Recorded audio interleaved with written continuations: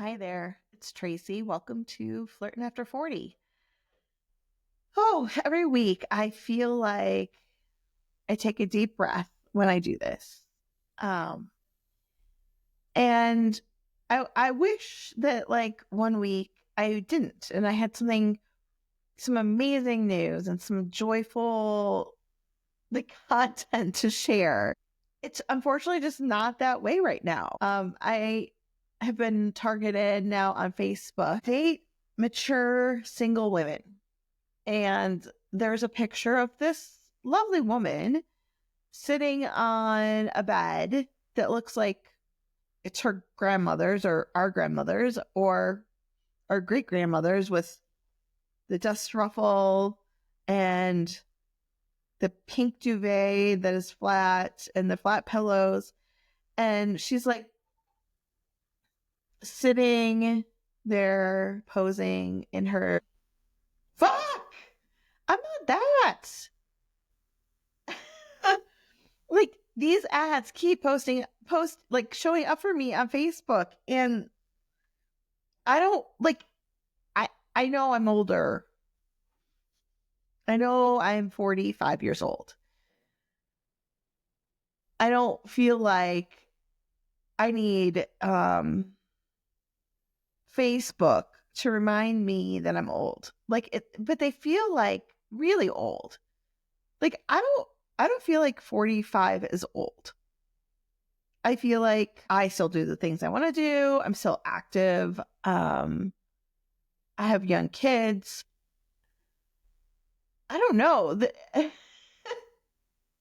But I used to joke about The Bachelor and that they should have an older single bachelor. Like they should have an older bachelor instead of these 19 to 25-year-olds. They should have someone that is like, I don't know, 30 to 50.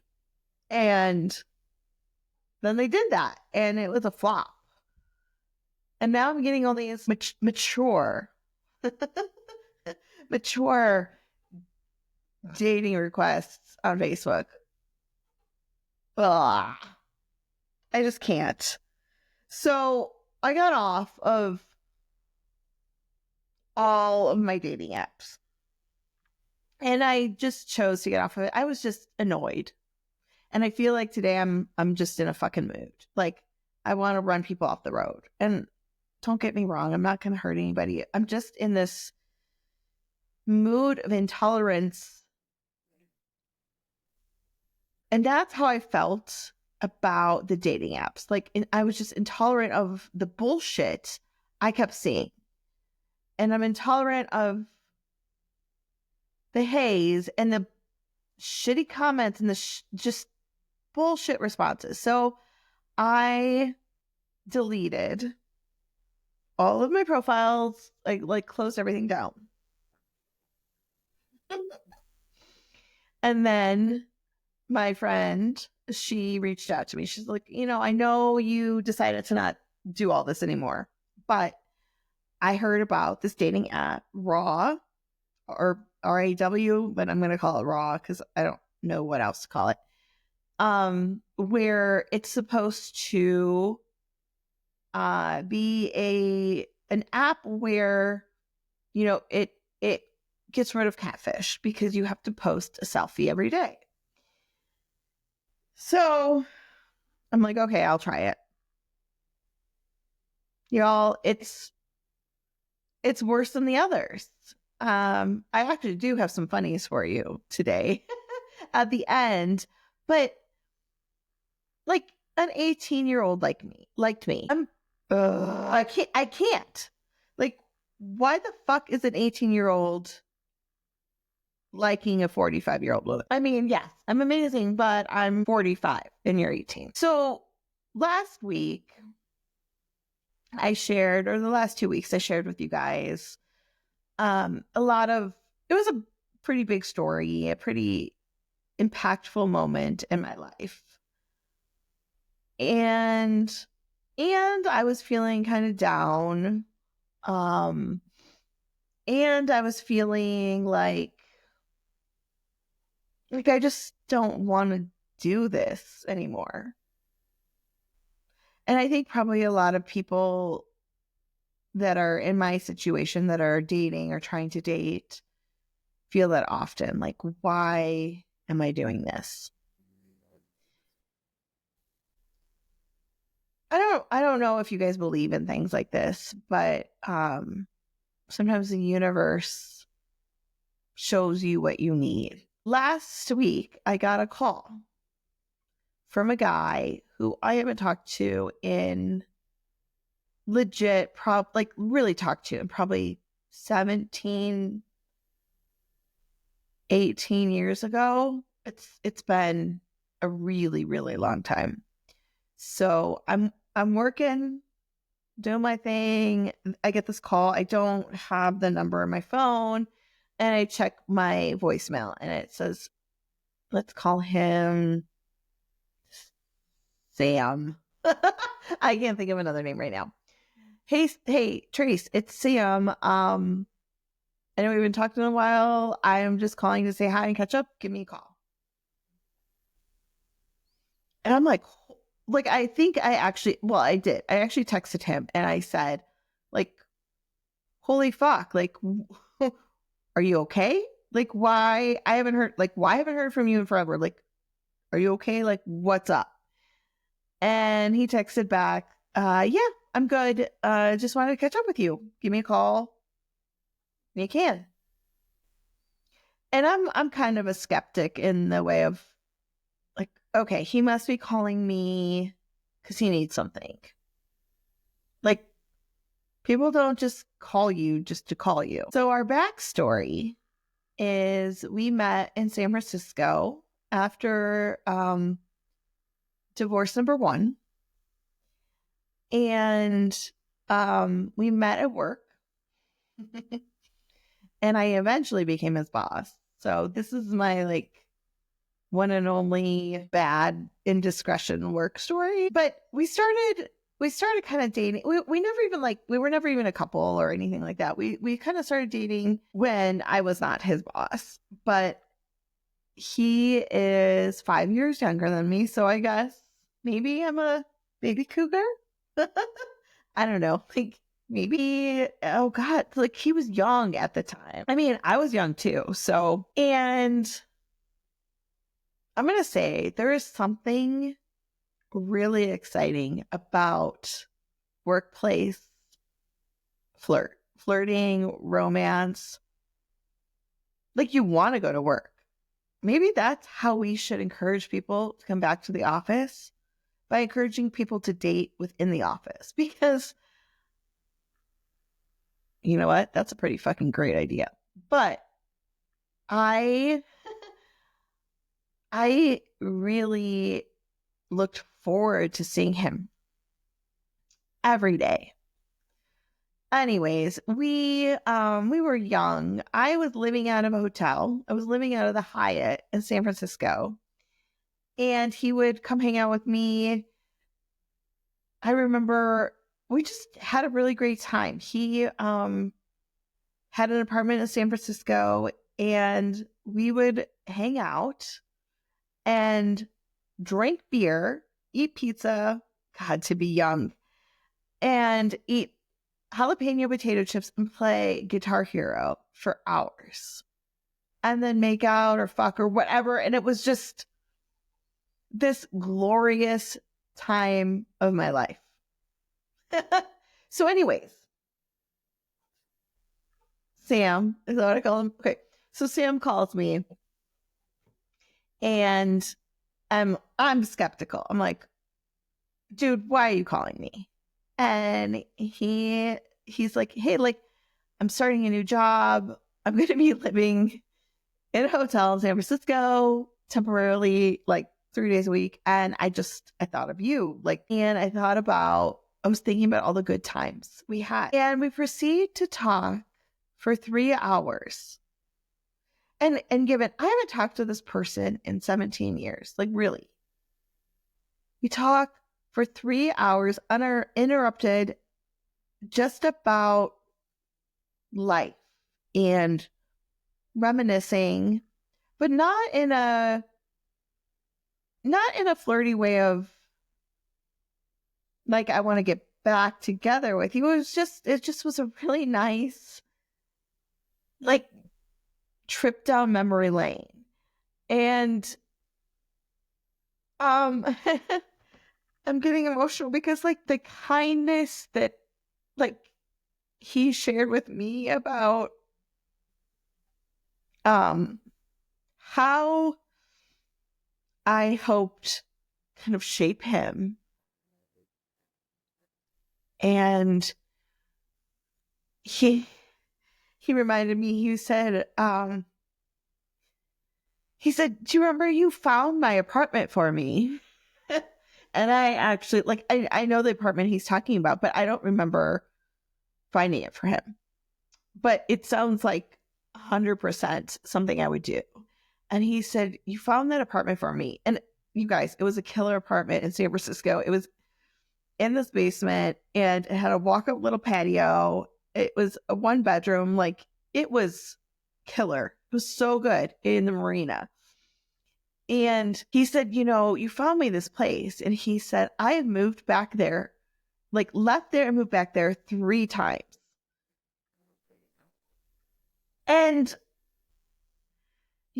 like, I probably romanticize, like, the relationship we have had or whatever, but, like, I did something good for someone. And they called to tell me that, like, with no agenda. And called to tell me that they think of me often, like, not again, not in this romantic way, but I don't know. It was, I needed that and I didn't even know I needed it. And, like, the universe brought it back. And the conversation was so fucking easy and fun. like, like what I would like out of a partner. I mean, okay, you guys have heard me say, like, I don't like to talk on the phone. So talking to somebody for 3 hours that you haven't talked to, and you don't even know if you have anything in common anymore, was amazing. And he remembered things that I told him about my family. Like, things about my dad. And it's it was such a good reminder that some of these relationships transform their lives and our lives. And I think, yeah, I think I needed it at this time. I needed that reminder that the love I have to give is good and that it touched someone.